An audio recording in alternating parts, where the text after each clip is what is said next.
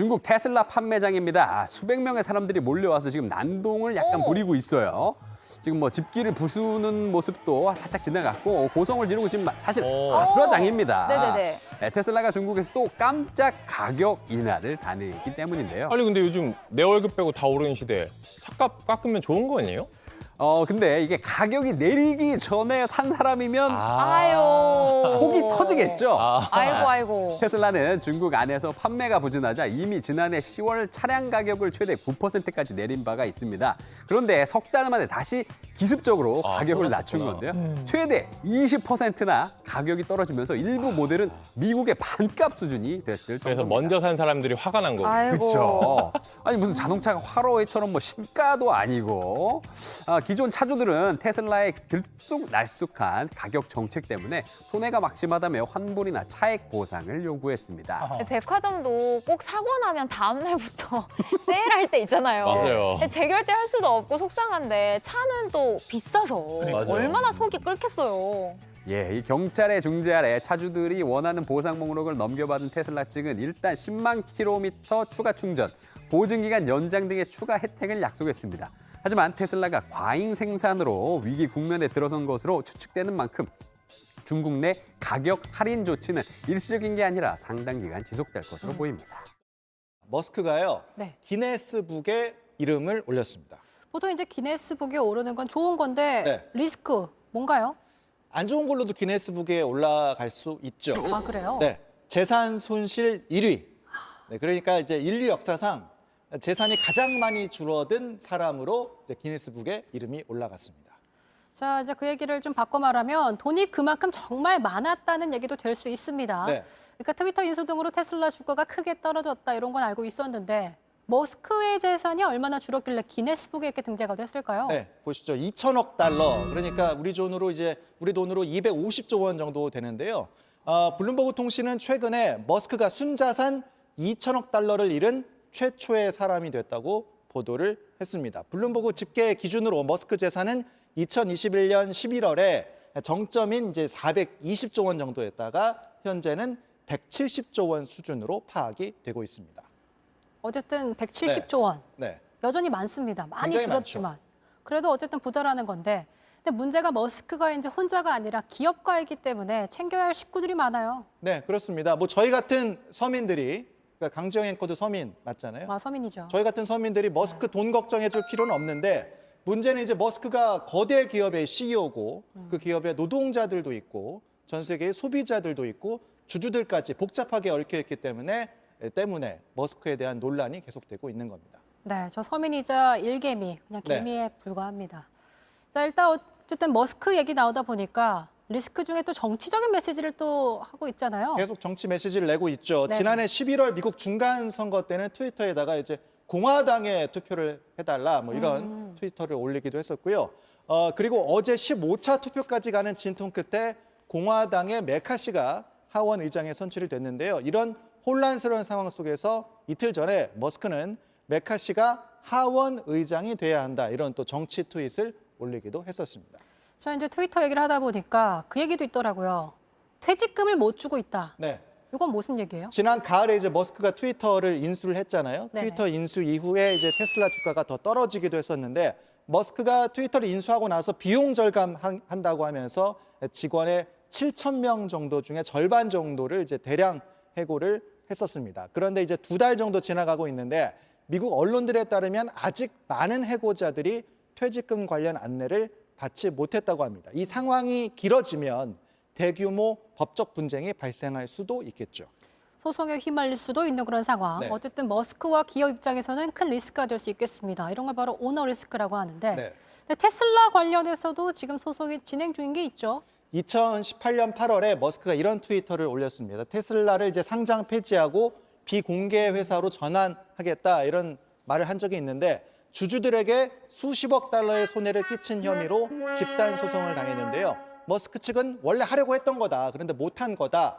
거짓말이 아니다. 이런 입장인데요. 곧 재판이 시작이 되는데 머스크가 최근 이 재판을 샌프란시스코에서 이제 텍사스로 옮겨달라고 법원에 요청을 했습니다. 그게 아무래도 뭐 회사가 텍사스로 갔기 때문일까요? 테슬라 이제 본사가 텍사스로 가긴 했는데 네. 이 샌프란시스코 배심원과 지역 언론들이 머스크에게 이제 적대적이어서 공정한 재판을 기대할 수 없다 이런 논리인 것 같습니다. 이게 트위터 본사가 샌프란시스코에 있으니까요. 앞서 저희가 얘기를 해봤죠. 작년에 머스크가 트위터 직원들 대량 해고를 했었으니까 그 여파를 걱정을 하는 거죠. 야, 테슬라 지난 1년간 주가가 65% 폭락. 예. 이 원인이 뭔가요? 여러 이유가 있겠지만 네. 뭐 일단 앨런 머스크 CEO가 회사 경영보다는 좀 딴 데 신경을 쓰면 더 첫 이른바 번째가- 기행을 하는. 예, 특히 이제 트위터라는 SNS 서비스를 이제 M&A 해서 거기 너무 신경 많이 쓴 거냐 아니냐 이런 이야기들도 있는 것 같고요. 네. 또 하나는 지난해 그 미국 나스닥 지수가 35%나 빠졌어요. 아, 그러니까 이제 주도주들이 아무래도 조금 영향을 받았다고 볼 수가 있겠죠. 지난 12월에.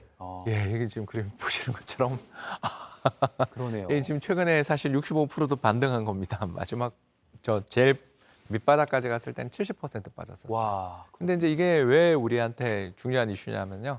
지난 한 해 동안 우리나라 서학개미, 그러니까 미국 주식 사는 우리 개인 투자자들을 서학개미라고 저희들이 부르는데 네. 서학개미의 압도적인 순매수 1위가 바로 테슬라입니다. 맞아요. 예. 예, 그래서 얼마 전에 그 블룸버그에서 보도도 났어요. 한국 사람들 우리 돈으로 이제 한 4조 원?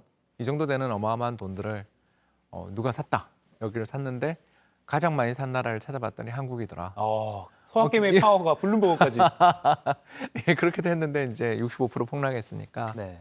고통이 엄청 클 수밖에 없고요. 근데 우리만 이런 게 아니라 미국 투자자들, 개인 투자자들의 순매수 1위 종목은 S&P 500에 투자하는 SPY라는 종목이고 네. 두 번째가 QQQ, 바로 나스닥 100 지수에 투자하는 종목인데 세 번째가 역시 테슬라. 아, 그래요. 그래서 한국이나 미국이나 개인 투자자들은 정말 테슬라 너무너무 사랑하는데 이 테슬라의 주가가 이 모양 이 꼴이 됐으니까 이에 대해서 많은 타격을 받을 수밖에 없고 또 올해 어떻게 될 거냐 관심이 높아질 수밖에 없다고 네. 볼 수 있습니다. 관심이 높은데 그 일론 머스크 오너 리스크 얘기 잠깐 하셨는데 좀 더 여쭤보면 그 스티브 잡스 이후 가장 혁신적인 창업가 이렇게 찬사를 받다가 아까 말씀하신 뭐 트위터 뭐 인수하고 막 기행을 하면서 고양이에게 밥 주는 일조차 못 받기겠다 이 사람한테 뭐 이런 야박한 평가도 나왔습니다. 우리 이코노미스트님 개인적인 평가는 어떠세요? 저 이 사람 좋아합니다. 아, 좋아하는데.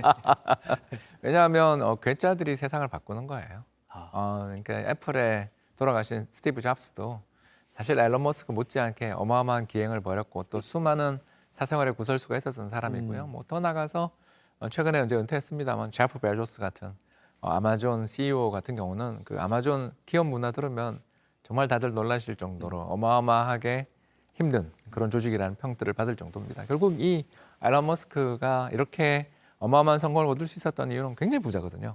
이 페이팔 마피아라고 저희들이 부르는 세계적인 어떤 결제 시스템의 이 초기 창업 투자자로서 어마어마한 돈을 벌었는데 그 돈을 들고서 세상에 미국에서 이제 민간 우주선들이 올라가기 시작하잖아요. 네. 스페이스X 이거 만들었는 데다가 지금 전기차라는 거에 대해서 아무도 신중하게 생각 안 하던 시기에 세상에 페어먼트에 있는 공장을 인수해서 그걸 가지고 지금 세계 1, 2위를 다투는 최고의 전기차 회사를 만들어내는 데는 그의 카리스마가 필요했죠. 그런데 이제 주가가 빠질 때가 딱 되니까 이제 뭐랄까요, 오너 리스크 이 사람에 대한 어떤 부정적 평가들도 주가가 하락하니까 그동안 좀 잠재돼 있던 불만들이 나오는 게 아닌가 보여집니다.